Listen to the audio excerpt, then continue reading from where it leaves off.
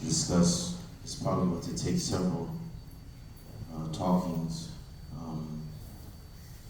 However, inshallah ta'ala, suffice it for tonight, inshallah, is that I wanted to remind us husbands that Allah subhanahu wa ta'ala has revealed in this book rules that are to be abided by. And at times,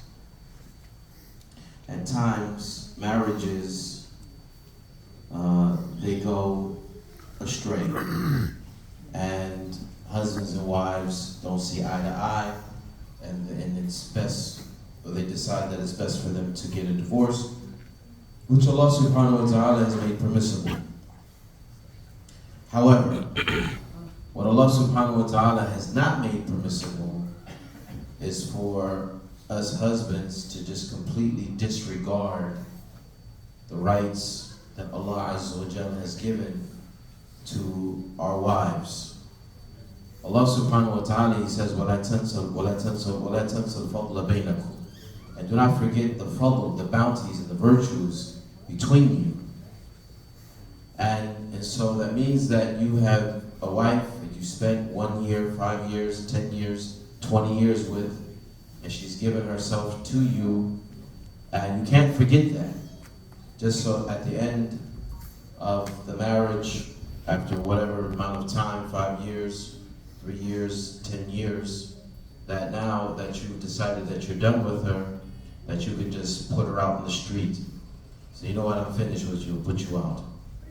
I've even seen situations where the wife is pregnant in the middle of the winter time. The husband is angry, so he says, you know what, we're done.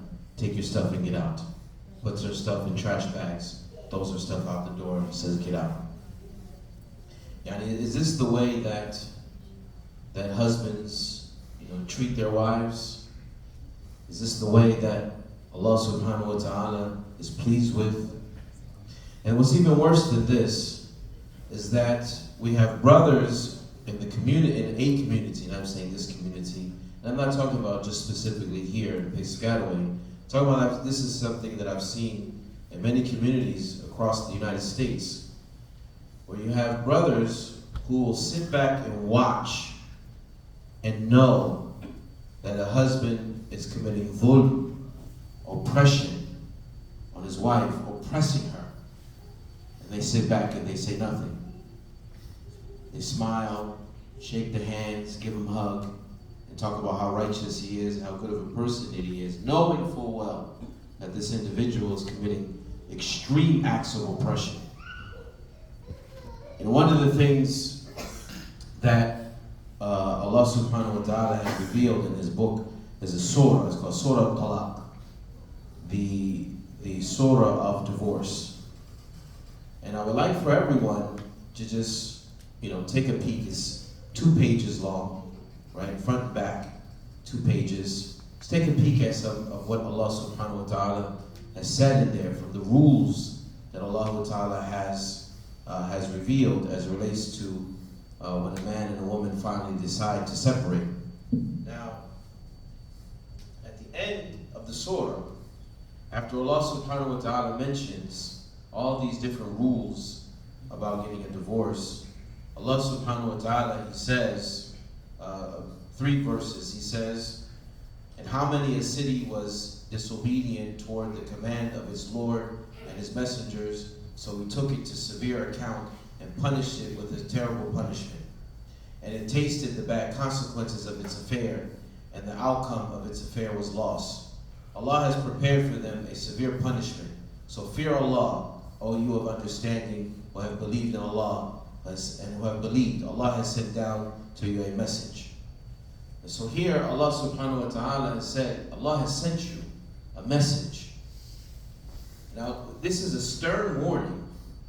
These verses here, Allah ta'ala is talking about the cities that came before, that Allah has destroyed them because of their disobedience to Allah and to His prophets and messengers. Now, let's take a look at the surah, because Allah just gets done now talking about the rules of divorce. And then He says, reminds us of all the previous nations that he has destroyed. And Allah is giving us an extreme warning against violating the rules that Allah subhanahu wa ta'ala has revealed as it relates to how we get divorced. And so it is very, very disturbing over the years, some of the things that I have seen, some of the things that I've seen brothers get away with, and still honored in community. And they're still able to show their faces, and with some of the things that they have done behind closed doors, and it is extreme acts of oppression. Why some of the women come forward and they get attracted to feminism. They get attracted to Western feminism because of some of the acts of oppression that they have faced, they have dealt with, some of the different things that they have seen and they've seen their mothers go through, they've seen their sisters go through, they've seen their cousins go through, their friends go through at the hands of Muslim men who try to use this book as a way to say, I'm justified at keeping money away from my wife.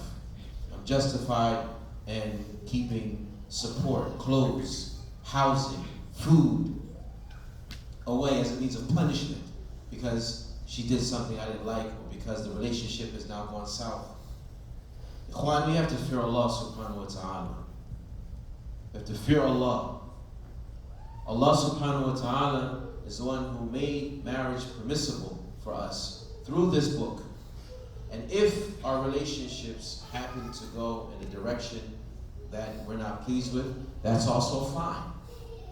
It's fine. Divorce is permissible, but with rules, with regulations, with justice, with honor and dignity, and kindness, because we're still Muslims. We're still Muslims, and that sister, she's still Muslim, and she's still your sister in Islam. And she still deserves the rights that Allah subhanahu wa ta'ala has given to her. And so, I want us to think about these things, and you yourself may say, well, this message isn't for me, alhamdulillah, my marriage is great. And we ask Allah subhanahu wa ta'ala to make our marriages great. But you know someone, and I know you know someone, who's probably going through a divorce right now, who's trying to figure out a way to use the system so that he doesn't have to give her money. To use the system so that he doesn't have to share his wealth. He doesn't have to give her rights. We've even seen some people go to the extent to travel internationally, buy a $2,000 plane ticket to go to a different country just to try to circumvent what Allah subhanahu wa ta'ala has revealed. Allah subhanahu wa ta'ala, He's watching. Allah subhanahu wa ta'ala, He knows. And don't think for a second that you're going to be able, or even myself, I can't myself as well, don't think that Allah is just going to allow for us to be in position of authority and to be given the privilege to lead a family, and that we're going to just disregard that tremendous privilege and disrespect that privilege, and that Allah subhanahu wa ta'ala is not going to hold us accountable. So my call to myself first, my call to all of us is to fear Allah as it relates to the affairs of our homes, and know that even though I can't see you and he can't see you and this one can't see you, Allah subhanahu wa ta'ala, He sees you. And may Allah subhanahu wa ta'ala help us. Ask Allah subhanahu wa ta'ala to guide us. May Allah subhanahu wa ta'ala put us all in the street.